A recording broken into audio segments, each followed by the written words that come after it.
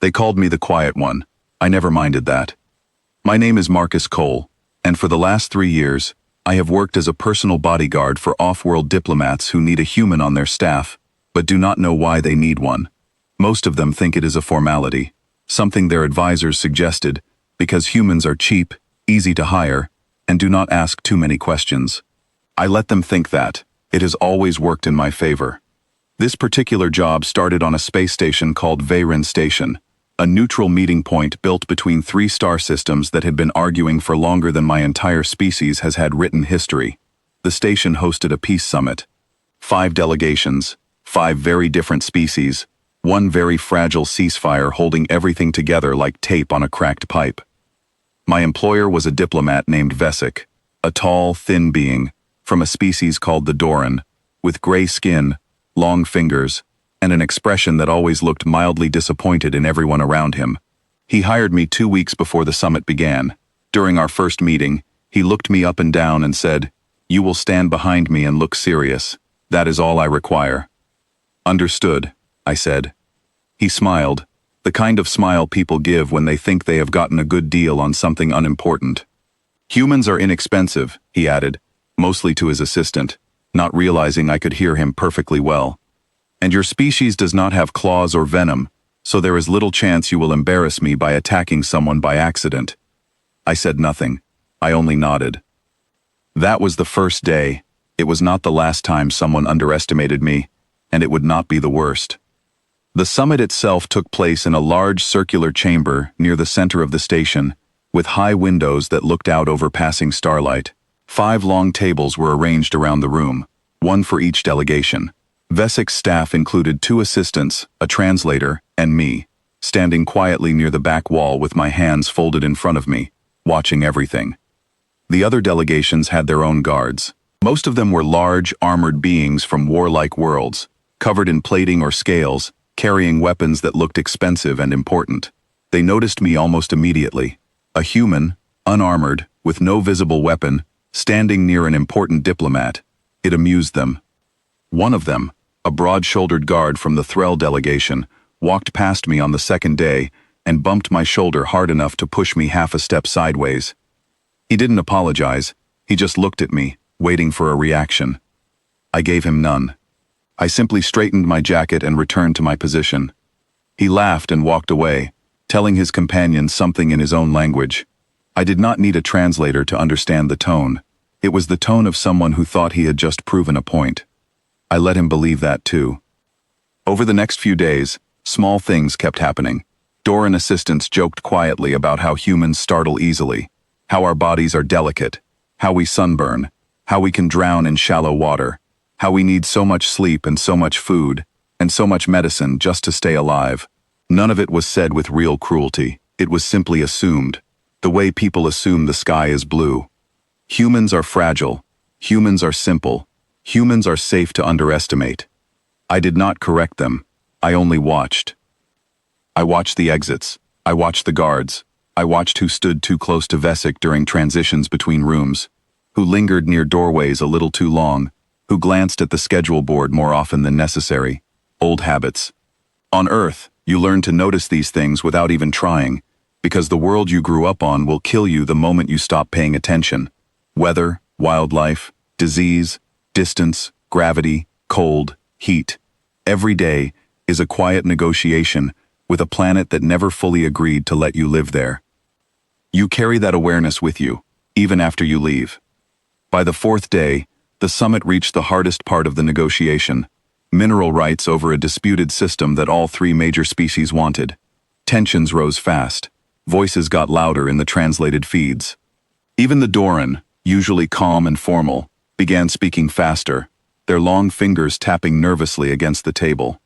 That evening, Vesic was scheduled for a private meeting with 2 rival delegates in a smaller side chamber, away from the main hall. Fewer guards were allowed inside, per summit rules. Only 1 bodyguard per diplomat. I walked in behind him, same as always, quiet, unarmed, unremarkable.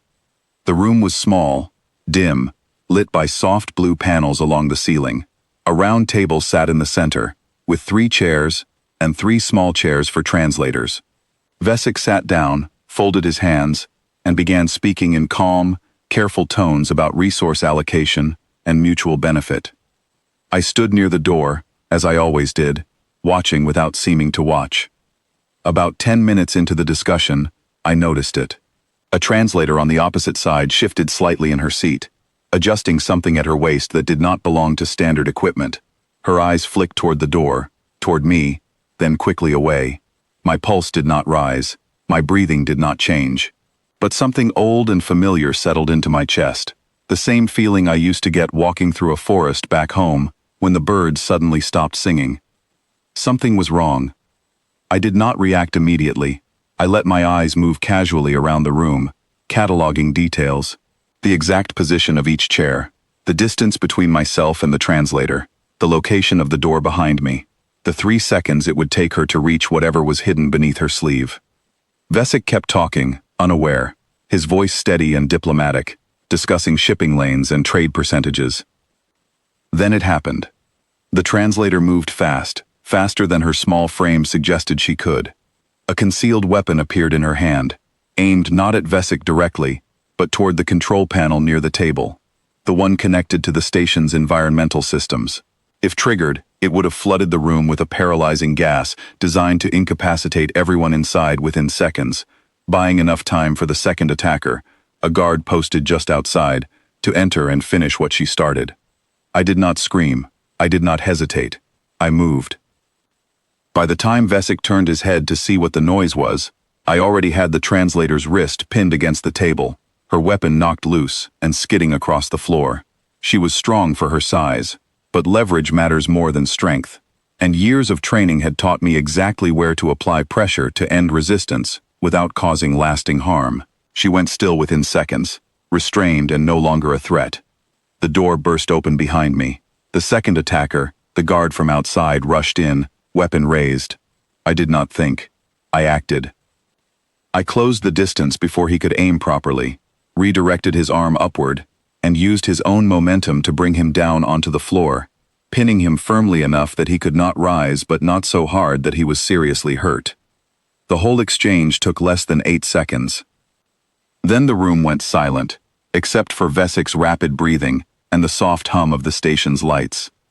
I straightened my jacket, glanced toward the door to make sure no one else was coming, then looked down at the 2 restrained attackers with the same calm expression I always wore. "You should call security," I said quietly. "They will want to process this properly." Vesic stared at me. His gray skin had gone slightly pale, his long fingers frozen mid-air, where he had raised them instinctively to protect his face. He looked at the translator on the floor, then at the guard, then back at me, as if trying to understand what he had just witnessed. "You?" he said slowly. You moved so fast. I didn't even see you cross the room." "I had some time to prepare," I said simply. Station security arrived within minutes, alerted by the room's internal sensors. They took the 2 attackers into custody, along with the concealed weapon and gas canister. The rest of the summit staff gathered outside, murmuring, staring at me with expressions I had seen before, somewhere between confusion and disbelief. Later that night, Vesic called me into his private quarters. He sat across from me, his hands folded tightly together, studying my face like he was trying to solve an equation. "I hired you," he said carefully, "because I was told humans were simple, manageable, predictable." "That is what most people think," I said. "But you," he continued, "moved like something trained for war, like something built for it." I considered how to answer that, not to frighten him, but because he deserved the truth, plainly stated, without exaggeration. "Where I come from," I said, "the planet itself is dangerous. We have storms that can flatten cities, animals that can kill a grown man in seconds, some without even meaning to, diseases that spread invisibly through the air we breathe. Even our own gravity and weather can turn deadly if we are not careful. Every human alive today is descended from people who survived all of that, generation after generation, simply to have children who could try to survive it too."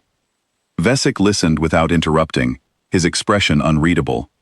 "We are not fragile," I continued. "We are only quiet about what it took to get here. Most species look at us and see softness, Because we do not carry claws or armor plating, but we carry something else. We carry the memory of every close call our ancestors survived, encoded into how we move, how we watch a room, how we notice when something feels wrong before we even understand why. That is why you are called Deathworlders, Vesic said quietly, almost to himself. Some call us that, I said. We do not use the word much ourselves. It never felt necessary. He was silent for a long moment, staring down at his folded hands. Then he looked up at me with something that had not been there before. Not fear, exactly. Something closer to respect. I underestimated you, he admitted. I believed the stories other species tell about your kind. Most people do, I said, until they don't. He nodded slowly, then looked toward the window, where the distant stars of 3 feuding star systems glittered quietly beyond the glass. Perhaps that is why humans are hired so often as guards, he said. Not because you are cheap, because no one expects what you can do when it matters. I allowed myself a small, quiet smile. That has always worked in our favor, I said. The summit continued the next day, the ceasefire still intact, the attempted disruption quietly folded into the long list of complications every peace process seems to survive. Vesic never again made comments about human fragility in front of me. If anything, he began introducing me differently to other delegates, no longer as hired help, but as someone whose presence, he said, should not be taken lightly. I did not need the recognition. I never had. Species who evolve on gentle worlds, with mild weather, few predators, and forgiving environments, rarely understand what it means to grow up on a planet that tests you before you can even walk. They see calm and mistake it for weakness. They see quiet and mistake it for simplicity. They rarely stop to ask why the quiet one in the room is always the one who notices everything first. I do not blame them for it. I only remain ready for the moment they find out otherwise. And on Veyron Station, in a small dim room meant for diplomacy, they found out exactly what that meant.